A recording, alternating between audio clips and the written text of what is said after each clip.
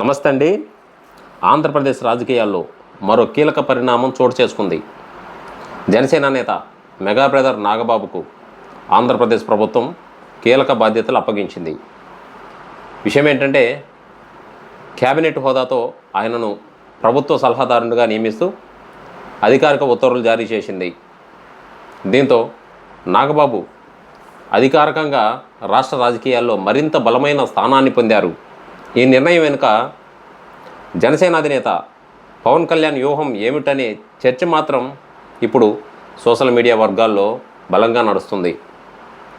పవన్ కళ్యాణ్ తన సోదరుడికి ఈ స్థాయి బాధ్యతలు ఇవ్వడం వెనుక లోతైన రాజకీయ లెక్కలు ఉన్నాయని రాజకీయ విశ్లేషకులు అదేవిధంగా సోషల్ మీడియా విశ్లేషకులు మాత్రం అభిప్రాయపడుతున్నారు. జనసేన పార్టీలో కేడర్ను మరింత యాక్టివ్గా ఉంచడంతో పాటు సోషల్ మీడియా వార్లో కూడా పార్టీని ముందుంచడంలో నాగబాబు పాత్ర కీలకంగా మారింది. ప్రభుత్వంలో సలహాదారునిగా ఉండటం వల్ల కార్యకర్తలకు ఒక స్పష్టమైన సిగ్నల్ వెళ్తుందని, అదేవిధంగా దీని ద్వారా జనసేనకు ప్రభుత్వంలో ఉన్న ప్రాధాన్యత బయటకు కనిపిస్తుందనే రాజకీయ పరిశీలకులు మాత్రం చెప్తున్నారు. అయితే మాత్రం ఈ నిర్ణయంపై భిన్నాభిప్రాయాలు వినిపిస్తున్నాయి.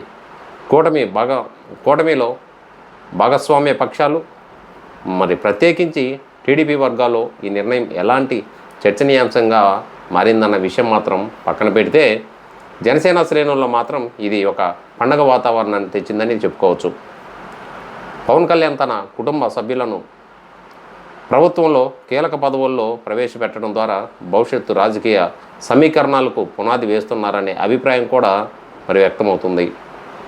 అదేవిధంగా నాగబాబు గారు గతంలో సినీ నిర్మాతగా అదేవిధంగా నటుడిగా కూడా గుర్తింపు తెచ్చుకున్న వ్యక్తి. అయితే గత కొన్నేళ్లుగా ఆయన పూర్తి స్థాయి రాజకీయ నాయకుడిగా మారిపోయారు. టీవీ చర్చ కార్యక్రమాలలో కూడా ఆయన పదునైన వ్యాఖ్యలను అదేవిధంగా సూటి మాటలతో అభిమానులను విమర్శకులను ఒకేసారి ఆకర్షించాయి. ప్రభుత్వ సలహాదారునిగా ఆయన ఏ అంశంపై ఫోకస్ పెడతారన్న ఆసక్తికరంగా ఉంది. యువత, డిజిటల్ మీడియా, పార్టీ సమన్వయం వంటి అంశాలలో ఆయన క్రియాశీలంగా వ్యవహరించే అవకాశం ఉందని ఈ నియామకం రాబోయే రోజుల్లో జనసేన వ్యూహాన్ని ఎలా మలుపు తిప్పుతుందనేదే వేచి చూడాల్సింది.